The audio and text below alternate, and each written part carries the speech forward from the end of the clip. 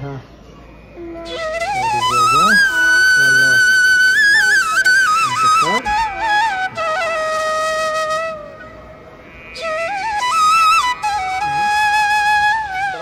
على اثر الانفجار المفاجئ فكانت بتعاني معاناه شديده। নিস্তব্ধ দুপুরের পর হঠাৎ আকাশ জুড়ে গর্জে ওঠা যুদ্ধ বিমানের শব্দ। মুহূর্তেই মাটিতে কেঁপে ওঠে পুরো জাবালিয়া শরণার্থী শিবির।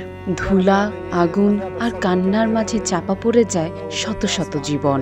সেই বিভীষিকাময় দিনেই ধ্বংসস্তূপের নিচ থেকে ৬ ঘন্টা পর টেনে তোলা হয় মাত্র ৭ বছরের ছোট্ট মেয়ে ফাতেমা। তার ছোট্ট শরীর ছিল রক্তাক্ত, ধুলায় ঢাকা।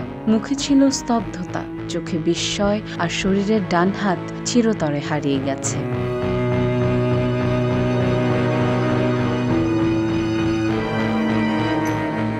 পরিবারের সবাইকে হারিয়েছে সে। মা, বাবা, ছোট বোন কেউই আর বেঁচে নেই। ফাতেমার মতো শত শত শিশু এই যুদ্ধে হারিয়েছে তাদের স্বজনদের, হাত পা, এমনকি ভবিষ্যতের স্বপ্ন। কিন্তু ফাতেমার গল্প এক ভিন্ন দৃষ্টান্ত হয়ে দাঁড়িয়েছে, কারণ এই ছোট্ট শিশুটি এক হাত হারিয়েও আবার হাসতে শিখেছে। আজ সে গাজার এক অস্থায়ী আশ্রয় কেন্দ্রে বসবাস করছে। হাত কেটে ফেলার পর প্লাস্টার খুলে ফেলেছে অনেক আগে। যন্ত্রণার অভ্যস্ত সে এখন, কিন্তু চোখে মুখে আশ্চর্য এক শান্তি। প্রতিদিন বেলা পড়লে সে আশ্রয় কেন্দ্রের সামনে গিয়ে খেলতে বসে অন্যান্য শিশুদের সঙ্গে। একদিন দেখা গেল আরেকটি মেয়ের সাথে কলম নিয়ে খেলা করছে ফাতেমা। মাঝে মাঝে হোঁচট খায়, ব্যথা পায়, কিন্তু হাসি থামে না।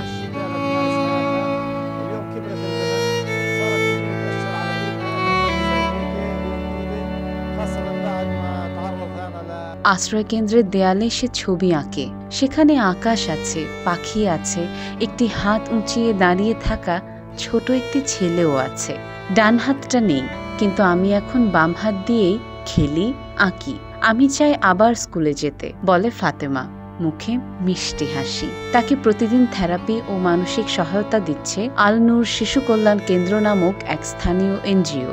সংস্থাটির এক মনোবিজ্ঞানী সালমা হামদান বলেন, যুদ্ধে শুধু দেহ ক্ষতিগ্রস্ত হয় না, মনের ওপরও তার ছাপ পড়ে। ফাতেমা প্রথম দিকে একেবারে চুপচাপ ছিল, কিন্তু এখন ধীরে ধীরে সে কথা বলছে, হাসছে। এটা আমাদের জন্য আশার কথা। ফাতেমা প্রায়ই মায়ের কথা বলে। মা থাকলে বলতেন, আরো আঁকো ফাতেমা, এখন আমি একাই আঁকি। তার চোখে তখন অদ্ভুত এক বিষাদ, কিন্তু মুহূর্ত পরেই সে হাসে, যেন আবার নিজের ভেতরের আলো খুঁজে পায়। তার সবচেয়ে প্রিয় খেলনা এখন একটি ভাঙা গাড়ি। সে জানায়, এই গাড়িটা আমি হামলার পর খুঁজে পেয়েছিলাম, এটা আমার বন্ধু এখন। যুদ্ধের আগুনে পোড়া এই শিশুটি এখন জীবনের বাতাস খুঁজছে। ফাতেমা জানায়, আমি বড় হয়ে ডাক্তার হতে চাই, যেন যারা ব্যথা পায় তাদের ঠিক করতে পারি। আমি যেমন আঘাত পেয়েছি, আমি চাই কেউ আর না পাক। তার স্বপ্ন শুধু নিজের জন্য নয়, গাজার সব শিশুর জন্য। এই এক হাতে লড়াই করে বেঁচে থাকা ছেলেটি আজ প্রতীক হয়ে উঠেছে হাজারো যুদ্ধ বিধ্বস্ত শিশুর, যারা হারিয়েছে সবকিছু কিন্তু হেরে যায়নি। ফাতেমার গল্প কেবল একটি শিশুর নয়, এটি গাজার প্রতিটি মানুষের কণ্ঠস্বর, যাদের স্বপ্ন ভেঙেছে, ঘর পুড়েছে, পরিবার হারিয়েছে, তবু তারা এখনো বাঁচতে চায়। ফাতেমা তার ক্ষতবিক্ষত শরীর নিয়ে খেলে, আঁকে আর স্বপ্ন দেখে। আর এই স্বপ্নই যেন আমাদের সবার কাছে প্রশ্ন ছুঁড়ে দেয়, এই নিষ্পাপ শিশুদের ওপর কেন যুদ্ধ? কেন তারা খেলতে যাবে এক হাত নিয়ে, চোখে কান্না চেপে রেখে?